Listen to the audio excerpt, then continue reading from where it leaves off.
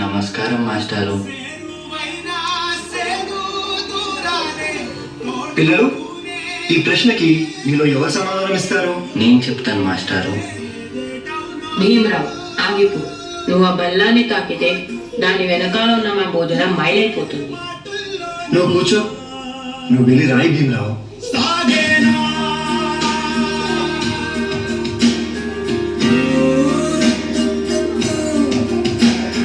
జీవితంలో నువ్వు చాలా గొప్పవాడి అవుతావు భీమరావు.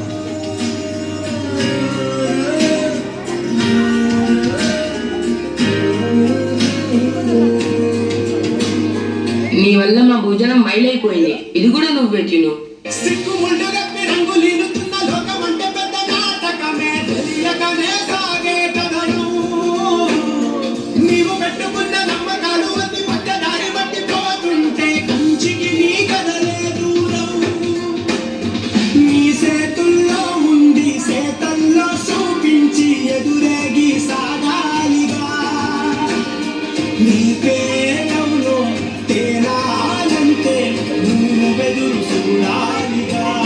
చాలా దాహంగా ఉంది.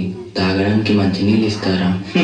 నీలాంటి వాళ్ళకి అదిగో ఆ మురికి నీళ్ళే, వెళ్ళి తాగో.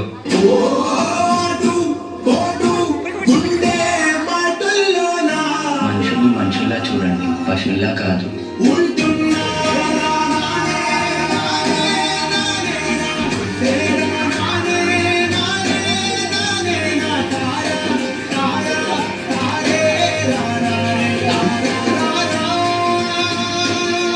నువ్వు ఎవరికీ తల వంచకూడదు.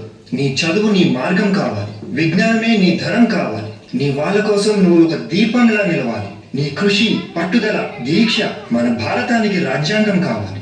ఇప్పటి నుంచి నీ ఇంటి పేరు నా ఇంటి పేరు అవ్వాలి. అందరూ నిన్ను అంబేద్కర్ అని పిలవాలి. సరేనా భీమరావు?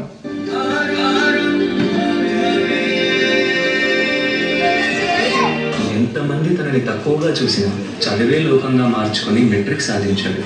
అదే సమయంలో పెద్దలు తన పెళ్లి కూడా చేశారు. సాయాజీరావు గైక్వాడ్ అనే మహారాజు సాయంతో విదేశాల్లో చదువు పూర్తి చేసి ఎన్నో గణితలు సాధించి తిరిగి వస్తారు.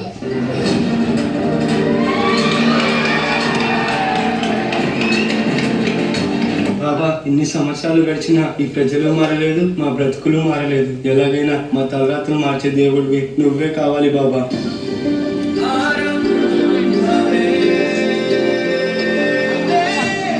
నా ప్రజల కోసం ఎంత కష్టమైనా పోరాడతాను.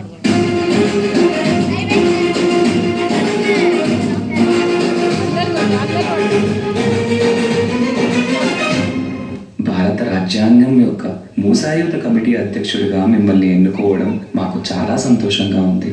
ఇన్నేళ్లకి నా ప్రజలకి, నా దేశానికి సేవ చేసే సమయం వచ్చింది. భారత రాజ్యాంగాన్ని నిర్మించే అవకాశం నాకు దక్కింది. దీనికోసం నా ప్రాణాలు అర్పించడానికైనా సిద్ధంగా ఉన్నాను.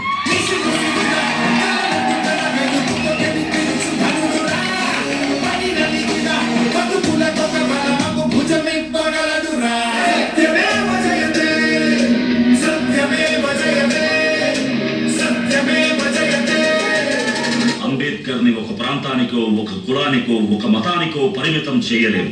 ఎందుకంటే ప్రతి భారతీయుడి గుండెపై చెరగని ముద్ర వేసిన మహనీయుడు ఆయన. అందరి కలలు కన్నది ఆయన కలం. బడుగుల కోసం ధ్వనించింది ఆయన గళం. భారతదేశంలో రాజ్యాంగం ఉన్నంత వరకు ఆయన మన మధ్య బతికే ఉంటాడు.